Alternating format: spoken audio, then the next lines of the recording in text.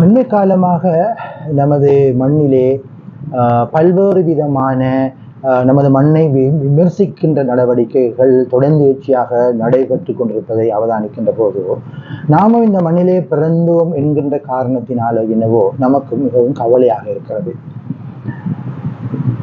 இன்றைய காலகட்டங்களில் கடந்த காலங்களைப் போல் ஒரு விடயத்தை மூடி மறைக்க முடியாத ஒரு சூழல் அல்லது அவற்றை ரகசியமாக வைத்து பாதுகாக்கின்ற ஒரு சூழ்நிலை காலம் அல்ல.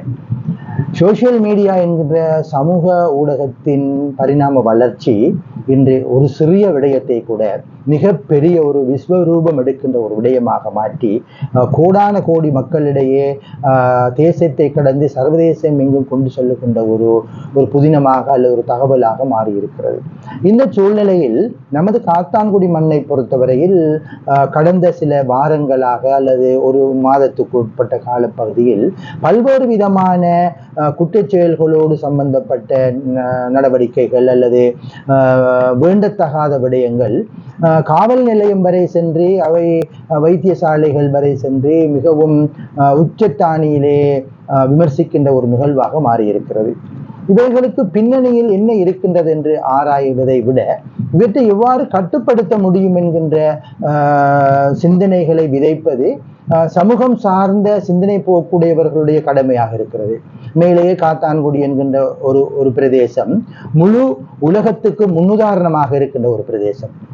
நல்ல மனிதர்கள், நல்ல அடிக்கடி சொல்வதை போல பல்விதமான ஆன்மீக நம்பிக்கையுடைய சிந்தனை போக்குடையவர்களை கொண்ட ஆன்மீக நிலையங்கள், மத ஸ்தாபனங்கள், பள்ளிவாயல்கள் என்று மத தலைவர்கள், அறிஞர்கள் என்று மிக பிரபல்யமாக பேசப்படுகின்ற அல்லது முன்னுதாரணமாக கொள்ளப்படுகின்ற ஒரு பிரதேசம். இந்த பிரதேசத்திலே இவ்வாறான கீழ்த்தரமான அல்லது வேண்டத்தகாத நடவடிக்கைகள் நடைபெறுகின்ற போது அவற்றை முழு உலகமும் அல்லது வேறு பிரதேசங்களில் இருக்கின்றவர்களும் மிக காரசாரமாக ஒரு விமர்சிக்கின்ற ஒரு சூழல் உருவாகி இருக்கிறது. உண்மையிலே அதிலிருந்து நாம் எவ்வாறு விடுபடுவது? இதற்கான பின்னணி என்ன? உண்மையிலேயே இன்று நாம் பார்க்கிறோம் கூடுதலான சம்பவங்கள் பெண் தொடர்பாக நடைபெறுகின்ற சம்பவங்களாக பார்க்கிறோம். உண்மையே பெண் ஆசை என்பது ஒரு மனிதனை படுகொலியிலே தள்ளுகின்ற ஒரு கேவலமான அவமானப்படுத்தத்தக்க விடயமாக மாறியிருக்கிறது.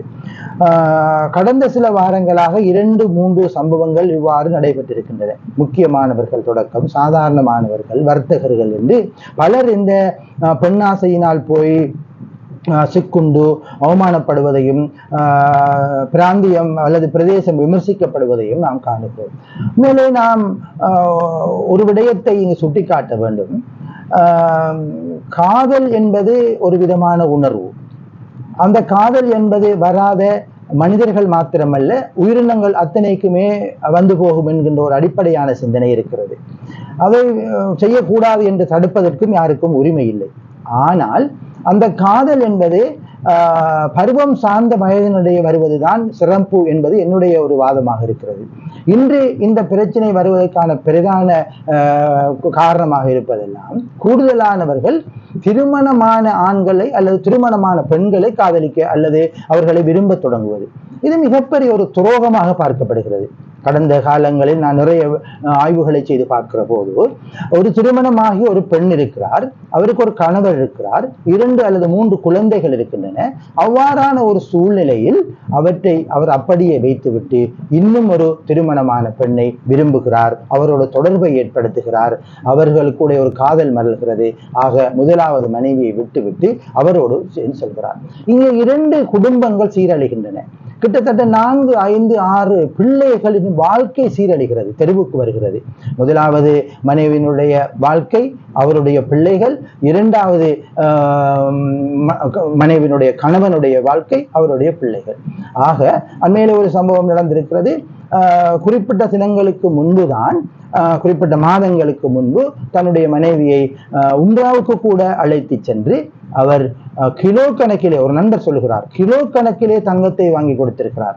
அவருக்கு அவ்வளவு அன்பு செலுத்துகின்ற ஒரு மனைவி உம்ராவிலே இருந்து வந்து சில மாதங்களுக்கு பின்பு அவரை வேண்டாம் என்று சொல்லிவிட்டு அல்லது இன்னொரு ஆணோடு தொடர்பில் இருப்பதை அவர் கண்டு காதி நீதிமன்றம் சென்று அந்த கணவன் மனைவி உறவு பிரிக்கப்படுகிறது. 2-3 பிள்ளைகள் தெருவிலே நிற்கிறார்கள். ஆக பிள்ளைகளுடைய வாழ்க்கை சீரழிக்கப்படுகிறது, ஒரு ஆணுடைய வாழ்க்கை, மற்ற தரப்பிலே பெண்ணுடைய வாழ்க்கை என்று திருமண மாணவர்களுக்கு இடையிலே நடக்கின்ற இந்த இவ்வாறான வேண்டத்தகாத உறவினால் குடும்பங்களும் உள்ளங்களும் பாதிக்கப்பட்டு உடைந்து போகின்ற நிலையை பார்க்கிறோம்.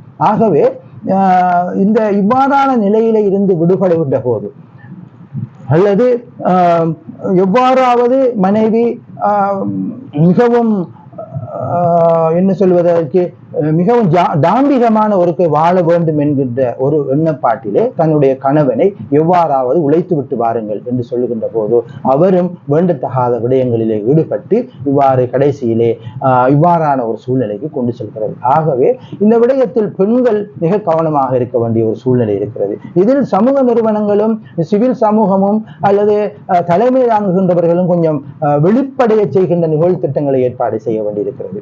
ஆகவே தன்னுடைய கணவர் வெளிநாட்டிலே இருக்கிறார், மிக கஷ்டப்பட்டு இங்கே பணத்தை அனுப்புகிறார். அங்கு அனுப்புகின்ற போது அந்த பணத்தை இவர் பெற்றுக்கொண்டு தாம்பிக வாழ்க்கை வாழ்வது மாத்திரமல்ல, இன்னும் ஒரு அந்நிய ஆணோடு தொடர்பையும் ஏற்படுத்திக் கொள்கின்ற ஒரு கீழ்த்தரமான அசிங்கமான நடவடிக்கைகளும் மேற்கொள்ளப்படுவதை நம்மால் அவதானிக்கக்கூடியதாக இருக்கிறது. ஆகவே இங்கு என்ன நடக்கிறது, இவற்றை எவ்வாறு தடுக்க முடியும், இவ்வாறான ஒரு வேண்டத்தகாத அசிங்கமான விடயங்களுக்கு எவ்வாறு முற்றுப்புள்ளி வைப்பது என்கின்ற விடயத்தில் ஏற்கனவே நான் சொன்னதை போல ஊர் தலைமைகளும் முக்கியஸ்தர்களும் முற்றுப்புள்ளி வைக்க வேண்டிய ஒரு சூழல் இருக்கிறது.